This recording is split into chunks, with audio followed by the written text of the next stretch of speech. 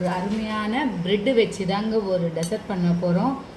இப்போ சம்மர் வெக்கேஷனில் எல்லாம் வீட்டில் இருக்கிற சமயம் குழந்தைங்களுக்கு சிம்பிளாக ஈஸியாக இந்த ப்ரெட்டை வச்சு ஒரு டெசர்ட் பண்ணலாங்க.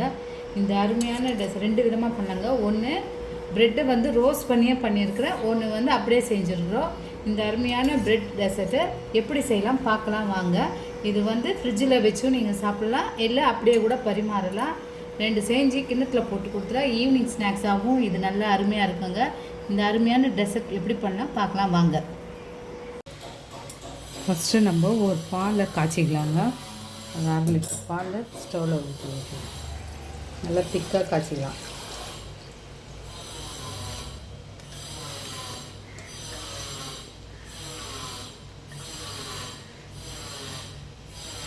தண்ணியெல்லாம் ஊற்றாமல் நல்லா திக்காக காய்ச்சிக்கலாம்.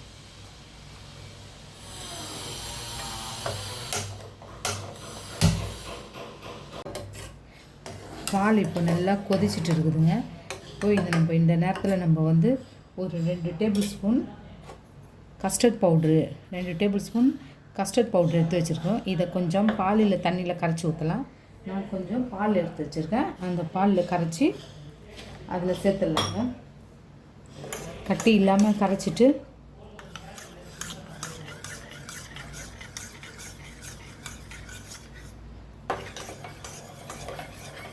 கட்டி இல்லாமல் கரைச்சிட்டு நம்ம அப்படியே பாலில் சேர்த்துட்டு உடனே நல்லா கலந்து விட்டுடலாம்.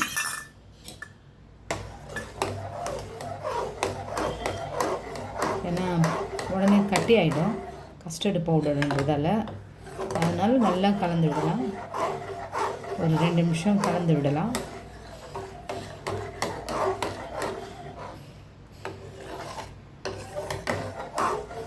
கொஞ்சம் திக்கார வரையும் கலந்துட்டு நம்ம சர்க்கரையை போட்டுக்கலாம்.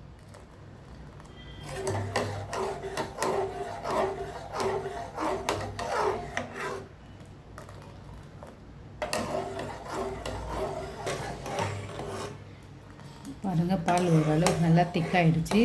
இப்போது இந்த நேரத்தில் நம்ம கொஞ்சம் ஒரு ஸ்பூன் ஏலக்காய் பொடியை சேர்த்துக்கலாங்க.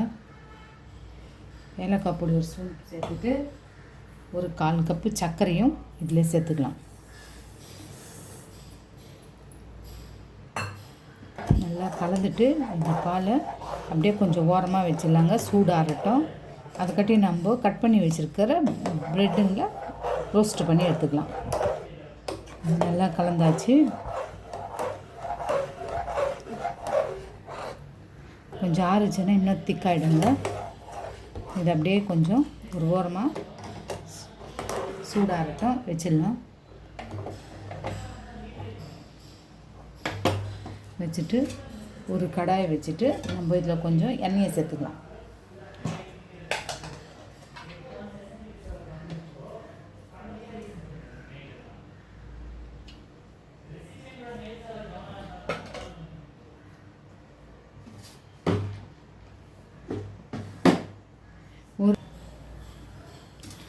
எண்ணெய் சூடாகிட்டு இருக்குதுங்க. நாங்கள் வந்து ஒரு ப்ரெட்டை வந்து 4 துண்டாக கட் பண்ணி வச்சுருக்கோம். சைடோடு தாங்க கட் பண்ணி வச்சுருக்கோம். அது நல்லாயிருக்கும் அந்த டேஸ்ட்டு எண்ணெயில் பொரித்து எடுக்கும்போது. ஒரு ப்ரெட்டு துண்டை 4ஆக கட் பண்ணியிருக்கேன். நீங்கள் இன்னும் சின்னதாக வேணாலும் கூட கட் பண்ணிக்கலாம், அது உங்களுடைய விருப்பம்தான்.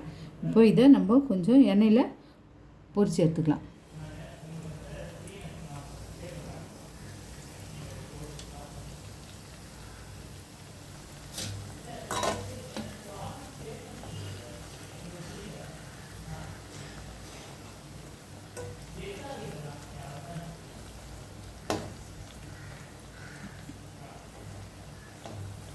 நல்லா பொன்னிறமாக பொரித்து எடுத்துக்கலாங்க.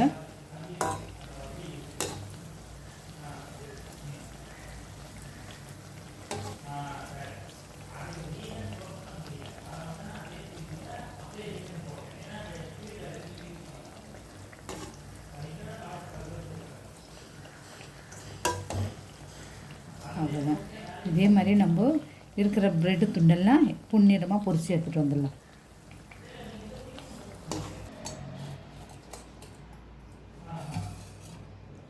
கட் பண்ணதை பொரித்து வச்சுருக்கோங்க.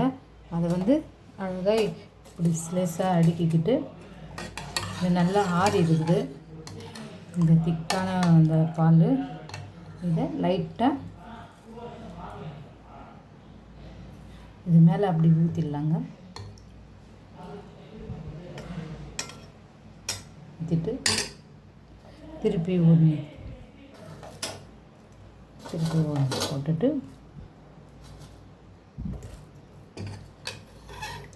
திருப்பி அது மேலே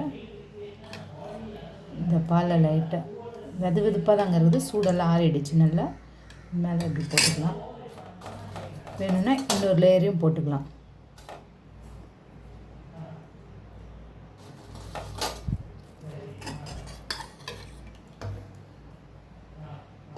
கொஞ்சம் மேலே இருக்கிறது மட்டும் அப்படி கொஞ்சம் ஃபுல்லாக ஊற்றாமல் இப்படி மேலோட்டமாக ஊற்றிட்டு அதுக்கு மேலே கொஞ்சம் நம்ம கார்னிஷ்க்கு பாதாம் பருப்பு கட் பண்ணி வச்சுருக்கிறோம், அதை இதை சேர்த்துக்கலாம்.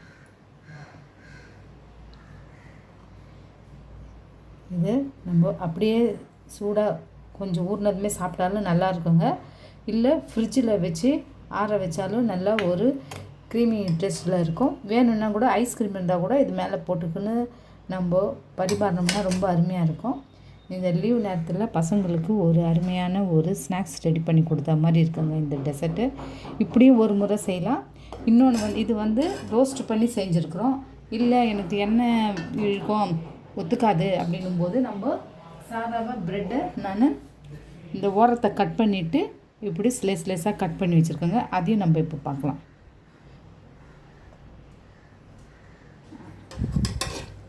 அதுக்கு மேலேயும்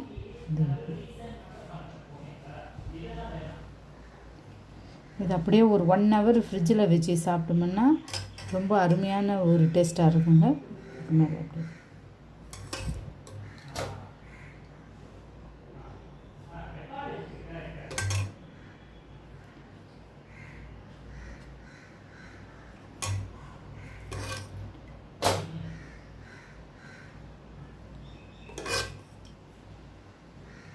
இது ரோஸ்டெல்லாம் பண்ணாத எண்ணெய் எதுவும் இல்லாமல் செய்யுது.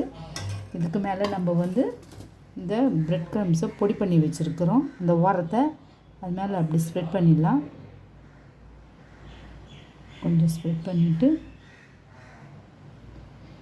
கூடவே இதுக்கு மேலேயும் ஒரு 2 பாதாம் பருப்பு தூவிட்டு நீங்கள் பரிமாறினீங்கன்னா ரொம்ப அருமையாக இருக்குங்க. இந்த மாதிரி ஒரு டெசர்ட்டை நீங்களும் செஞ்சு பாருங்கள்.